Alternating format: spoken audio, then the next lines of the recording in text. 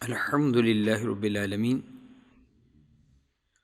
الصلاۃ والسلام علی سید الانبیاء والمرسلین وعلی آلہ واصحابہ اجمعین، اما بعد، اعوذ باللہ من الشیطان الرجیم، بسم اللہ الرحمن الرحیم۔ بحمد اللہ تعالی رب ذوالجلال کے احسان اور کرم سے آج آپ کا سبق شروع ہوگا سورۃ القاریہ شریفہ سے۔ یہ سورہ برکہ قرآن مجید فرقان حمید کی موجودہ ترتیب کے اعتبار سے 101 نمبر پر ہے، جبکہ نزول کے اعتبار سے اس کا 30واں نمبر ہے علماء کرام کے نزدیک۔ مکہ مکرمہ میں یہ سورہ برکہ نازل ہوئی۔ صاحب خزائن فرماتے ہیں اس میں 1 رکوع، 8 آیات برکہ، 36 کلمات، 152 حروف ہیں۔ ملاحظہ کیجیے۔ اعوذ باللہ من الشیطان الرجیم، بسم اللہ الرحمن الرحیم۔ القاریعہ ما القاریعہ فما ادراک ما القاریہ۔ القاریعہ کرعن، دو چیزوں کا آپس میں شدت کے ساتھ ٹکرانا اور اس سے جو آواز پیدا ہوتی ہے، عربی میں اس کو کرعن کہتے ہیں، یعنی جس کو آپ عرف عام لفظ دھماکہ کہہ سکتے ہیں۔ بہت تیز آواز جو چیزوں کے باہم ٹکرانے سے پیدا ہوتی ہے۔ القاریہ، وہ دل کو ہلا دینے والی شدید آواز، دھماکہ۔ وہ ملکاریہ، القاریہ ملکاریہ، وہ جو شدید ترین دل کو دہلا دینے والی آواز۔ ملکاریہ، وہ دل کو دہلا دینے والی وہ دھماکہ خیز آواز کیا ہے؟ وما ادراک ما القاریہ، اے قرآن کے قاری تو کیا جانتا ہے؟ قاریہ، وہ دل کو ہلا دینے والی وہ بات، وہ چیز کیا ہے؟ جس طرح میں قبل ازیں تھوڑی دیر پہلے کہہ چکا ہوں کہ شدید دھماکے کی آواز کو قاریعۃ کہتے ہیں۔ کرعن، وہ دل کو ہلا دینے والی، جاں گداز قسم کی آواز، ہوش و حواس کو اڑا دینے والی آواز۔ اس آواز سے کون سی آواز مراد ہے؟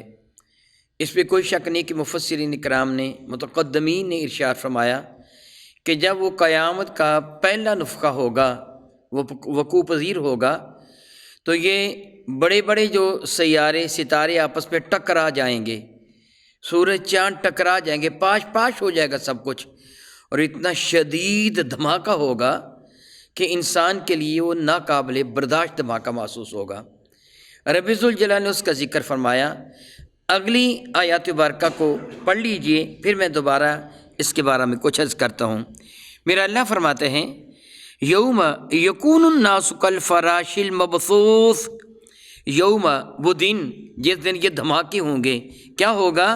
یوم، وہ دن ہوگا، یکون الناس، ہو جائیں گے انسان، کالفراش المبثوث، جس طرح زمین پر پھیلے ہوئے وہ پتنگے، وہ یعنی چھوٹے چھوٹے وہ کیڑے مکوڑے جن کو پر آ جاتے ہیں، وہ زمین پر گر کے ان کے پر ٹوٹ جاتے ہیں، وہ پھیل جاتے ہیں، بکھر جاتے ہیں، اس طرح انسان ہو جائیں گے۔ وَتَكُونُ الْجِبَالُ كَالْعِهْنِ الْمَنْفُوشِ، وَتَكُونُ الْجِبَالُ، اور ہو جائیں گے پہاڑ، كَالْعِهْنِ، جس طرح کے روئی ہوتی ہے، منفوش، جس روئی کو دھن دیا جاتا ہے، روئی کے گالے بن جاتے ہیں، اس کو ایک مخصوص پراست سے گزارا جاتا ہے جس کو دھننا کہتے ہیں، اور پھر وہ روئی جمی ہوئی نہیں رہتی بلکہ وہ پھول جاتی ہے۔ جس طرح اس کی حالت ہو جاتی ہے، اس طرح پہاڑوں کی حالت ہو جائے گی۔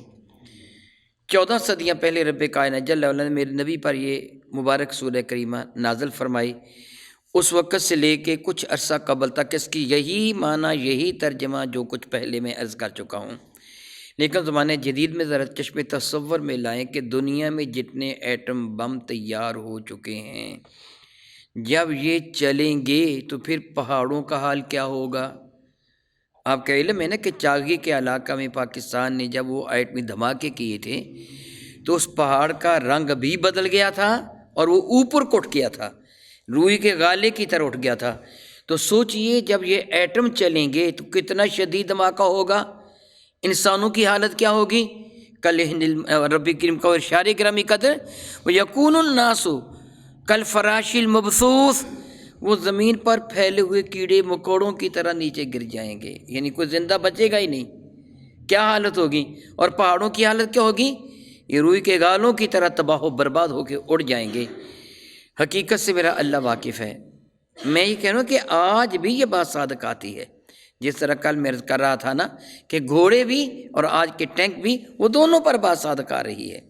اسی طرح وہ قیامت کا جو زلزلہ وہ بھی، اور اگر اللہ رب العزت جل والا وہ مالک ہے نا، اللہ تعالیٰ کی حضور ہر چیز کے لیے ایک سنت ہے، پروسیس ہے۔ جس طرح کہ آپ جانتے ہیں کہ اللہ تعالیٰ جل والا اس چیز پر قادر ہے کہ حضرت آدم علیہ السلام کو بغیر ماں باپ کے پیدا کر دیا۔ اللہ تعالیٰ قادر ہے حضرت سیدنا عیسیٰ علیہ السلام کو بغیر باپ کے پیدا کر دیا۔ صرف یہی نہیں، سوچئے سب سے پہلے جو گائے، بیل، بھینس، بکری، گدھا وغیرہ وغیرہ جو بھی جانور پیدا ہوا تھا، اس کی ماں کون تھی، اس کا باپ کون تھا؟ سوچئے ذرا، لا محالہ رب کائنات جل وعلا بغیر ماں باپ کے، بغیر بیج کے درخت اگانے پر، بغیر انڈے کے بچہ پیدا فرمانے پر، بغیر ماں باپ کے کسی کو پیدا فرمانے پر اللہ تعالیٰ قادر مطلق ہے، اس کو کوئی بھی مشکل نہیں ہے۔ لیکن پھر اس کے ہاں ایک سنت ہے، جس طرح آپ جانتے ہیں کہ انسانوں کی یہ نسل آگے کیسے بڑھتی ہے، جانوروں کی نسل کیسے بڑھتی ہے، درختوں کی نسل کیسے بڑھتی ہے، بیج سے بیج وغیرہ، یا قلم سے قلم وغیرہ، یا پتے سے پتے وغیرہ، جو بھی طریقہ کار ہے، یہ اللہ تعالیٰ کی حضور سنت ہے۔ عین ممکن ہے کہ قیامت جب آئے گی تو اللہ تعالیٰ پروگرام ہی ایسا بنائے کہ پہلے اتنے شدید وہ ایٹم چل پڑیں، دھماکے ہو جائیں، پوری دنیا آگ کا گولہ بن جائے اور بڑے بڑے ستون بن جائے، جس طرح آپ آگے بھی پڑھیں گے، آگ کے ستون بن جائیں، جس طرح کے ایٹم چلتا ہے اور آگ کے ستون بنتے ہیں۔ ربی کریم یہاں فرماتے ہیں کہ وہ پہاڑ بھی روئی کے گالوں کی طرح دھن جائیں گے۔ ارشاد فرماتے ہیں فَأَمَّا، یعنی انسان ختم ہو جائے گا نا، پھر جب مر جانے کے بعد پھر کیا ہوگا؟ فَأَمَّا مَنْ ثَقُلَتْ مَوَازِينُهُ فَهُوَ فِي عِيشَةٍ رَاضِيَةٍ، تو فَأَمَّا مَنْ ثَقُلَتْ مَوَازِينُهُ، جس کا وزن زیادہ ہوا، مراد نیکیاں ہیں، جس کے دامن میں نیکیاں بہت زیادہ ہوئیں، فَهُوَ فِي عِيشَةٍ رَاضِيَةٍ، وہ عیش کے اندر ہوگا، اور وہ اس چیز میں ہوگا کہ جس میں اللہ تعالیٰ اس کو راضی فرما دے گا، وہ اللہ کی رضا پہ راضی ہوگا، اللہ اس سے راضی۔ جس طرح آپ قبل ازیں پڑھ چکے ہیں، اللہ تعالیٰ فرماتا ہے رضوا عنہ، اللہ تعالیٰ ان سے راضی ہو جائے گا، رضی اللہ عنہم ورضوا عنہم، اللہ ان سے راضی، وہ اپنے رب سے راضی ہو جائیں گے۔ پھر وہ ایسے محلات میں ہوں گے جس طرح آپ سارے کے سارے جانتے ہیں، جب ایک ایمان والے کی آنکھیں موت کے لیے بند ہو جاتی ہیں تو اللہ تعالیٰ اس کے لیے جنت کا دروازہ کھول جاتا ہے۔ اور آپ نے یہ حدیث مبارکہ کئی مرتبہ سنی ہے کہ اس کی چارپائی سے لے کے اس کی قبر تک اللہ تعالیٰ جل وعلا کی رحمت کے فرشتے اپنے ہاتھوں میں جنت کے گلدستے لیے کھڑے ہوتے ہیں۔ اور اب یہ بھی جانتے ہیں کہ اس کی قبر کو اللہ تعالیٰ جنت کے باغات میں سے ایک باغ بنا دیتا ہے۔ اور اس قبر سے مراد یہی نہیں کہ اس کو گھڑے میں لٹایا جاتا بھی قبر ہے، بلکہ قبر سے مراد مطلقاً عالم برزخ ہوتا ہے۔ جن ایمان والوں کو قبر مقدر ہی نہ ہوئیں، معاذ اللہ تعالیٰ دہشت گردوں نے جن کو دھماکے سے اڑا دیا، کفار نے جن کو نظر آتش کر دیا، جس طرح آپ جانتے ہیں کہ بوسنیا میں، برما میں، ہنگیا میں، بھارت میں کتنے مسلمانوں کو زندہ جلا دیا گیا، ان کی خاک بھی اڑا دی گئی، درندوں کے حوالے کر دیا گیا۔ تو یہاں قبر سے مراد عالم برزخ ہے کہ آنکھیں بند ہوگی تو منظر سامنے آ جائے گا۔ اب اس کی بالکل سادہ سی مثال نیند لے سکتے ہیں کہ جب ایک آدمی نیند کی وادی میں گم ہو جاتا ہے، روز کی روز سیر کرتی ہے، تو کبھی وہ بہترین باغات کی سیر کرتا ہے، کبھی وہ خوش قسمت حرمین شریفین کی زیارت کر رہا ہوتا عالم خواب میں ہے، اور کبھی معاذ اللہ تعالیٰ وہ کسی دہشت گرد کے ہتھے چڑھا ہوا ہوتا ہے، اس کو بہت برا خواب آتا ہے، وہ چیخ کر اٹھتا ہے، گھر والے سوال کریں کہ تو کیوں چیخا ہے، وہ کہتا ہے میں نے بڑا برا خواب دیکھا، ایسے ایسے کر کے تھا، میرے کسی درندے نے یا کسی بدبخت نے مجھ پر حملہ کیا، چیخ میری اس لیے نکل گئی تھی۔ تو گھر والے کہتے ہیں تو بے وقوف ہے، کمرے میں تو کوئی بھی نہیں تھا۔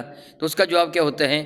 جو میں دیکھ رہا تھا تم نہیں دیکھ رہے تھے۔ یہی حال اس مردہ کا ہوتا ہے، وہ جو جنت کے نظارے کر رہا ہوتا ہے، دیکھنے والوں کو کچھ بھی نظر نہیں آتا، دیکھنے والے یہ سمجھتے ہیں یہاں لیٹا ہوا ہے، میرا اللہ جانتا ہے اس کی حالت اس کی کیا ہوتی ہے، اس کو کیا کچھ دکھایا جا رہا ہوتا ہے۔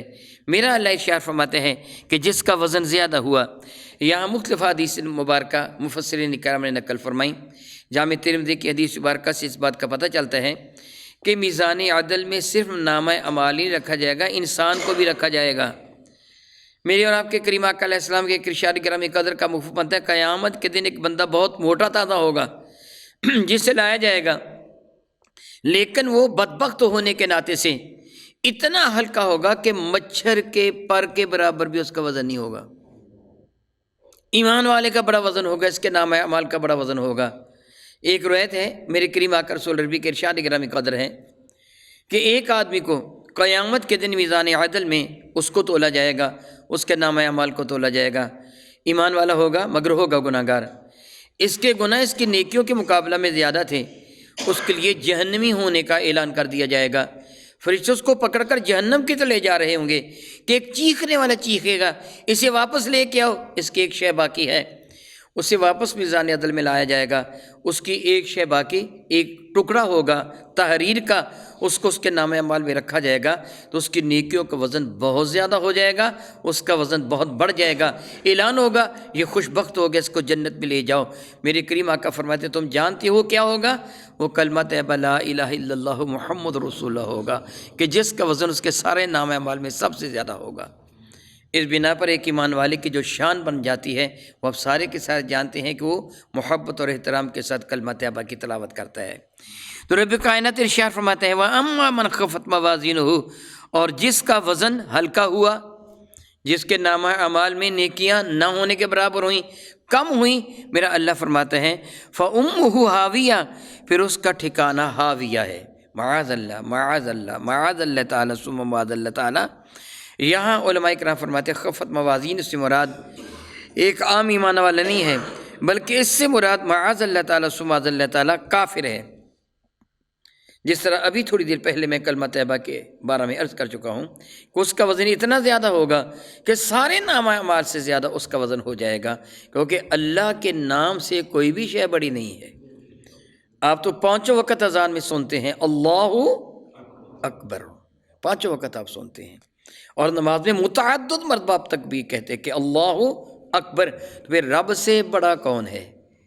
تو اس کے نام کو جب نامہ اعمال میں رکھا جائے گا تو پھر اس کا وزن کتنا ہوگا؟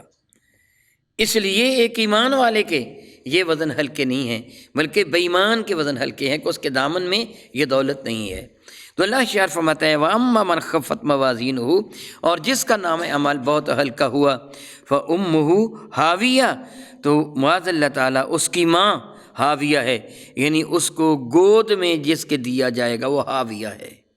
اللہ یعوذ باللہ تعالیٰ ثم اللہ یعوذ باللہ تعالیٰ، وہ گہرا گڑھا ہے۔ وما ادراک ما ہی، سننے والے تو کیا جانتے ہیں وہ ہاویہ ہے کیا؟